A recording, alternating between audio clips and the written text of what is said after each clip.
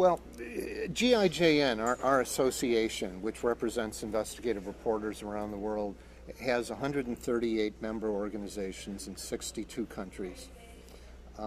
Probably the top issue for 90% of our members, certainly in developing and transitioning countries, is corruption. Everything else relates to problems of corruption in our societies. If you're talking about the environment, why don't things get cleaned up?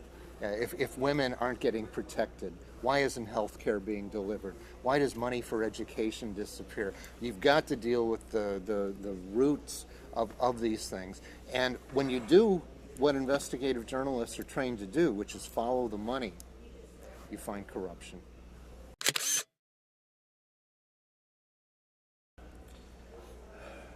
Not every story is going to have an impact, and it's like in sports. Every time you get the ball, you're not going to kick a goal.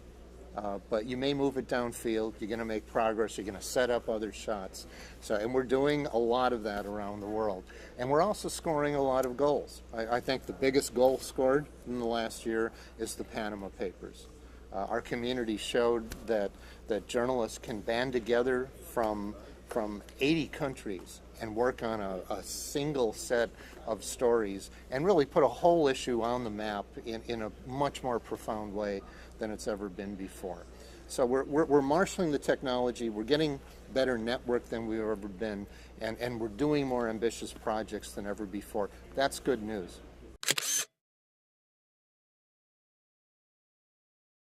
You know, the bad guys went international a long time ago. They figured out the technology, they figured out what globalization was doing, and they're able to move large amounts of money, of people, of contraband around the world, literally at the push of a button.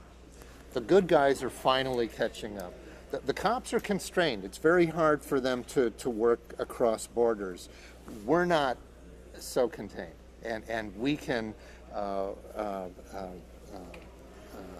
email or get on an instant messaging platform, and we now have the ability to contact our colleagues literally around the world. And that's GIJN sets up collaborative platforms so journalists can actually do that. So if a journalist in Nairobi is following some funny money that's gone to London or Hong Kong, we can put you in touch with British and Chinese reporters who are going to help track that. That's new. And that's really at the strength of what the Panama Papers demonstrated, that you could have so many reporters in so many countries working on a single project, and it was collaborative. The old competitive model where you don't work with your colleagues is really a thing of the past.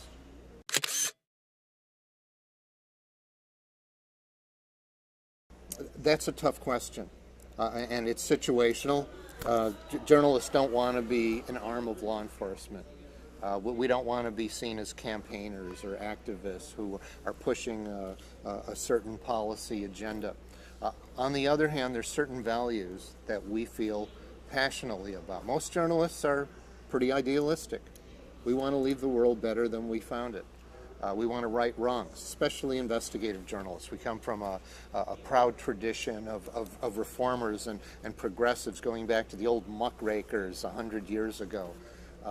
These are people who took on big city corrupt political machines. They went after fraudulent doctors and lawyers. They blew the whistle on corrupt corporations. We're still doing that 100 years later, and we're doing it with better tools than ever before. So I'm actually pretty optimistic that the best is yet to come. We have to figure out better ways to network. We've got to figure out more secure sources of funding. But we've demonstrated the impact. You know, if you take some of the cases like the Panama Papers or some of these big overseas bribery cases, and you look at how much money was recovered by governments in fines, in back taxes, in asset seizures, there's like a 50,000% return on investment from the work of these journalists. We don't see it. The governments are getting it. So we need to figure out some mechanism so that public interest investigative reporting that is doing such a public good is getting more public support. Digital security is more important than it's ever been. Yeah, you've got to protect your files, you've got to protect your sources. It's too easy to penetrate someone's privacy zone and find out what journalists are working on. So it's too bad, but we've got to equip ourselves with state-of-the-art encryption, digital protection, other security safeguards. But it's also physical. When we're meeting sources, we've got to be aware when we go into a public place. It's much harder to protect our sources than ever before. You know, in the pre-digital days, where you had analog surveillance, okay, it would take one spy who would have to have a truck and a wire listening to what was going on inside, and it was very labor intensive. Okay, now if they hack your Facebook account, they know your entire social network. It would have taken months through analog data to figure that out. So it lets us, it empowers us to do much more than we've ever been able to before. But it also exposes us in more profound ways than ever before.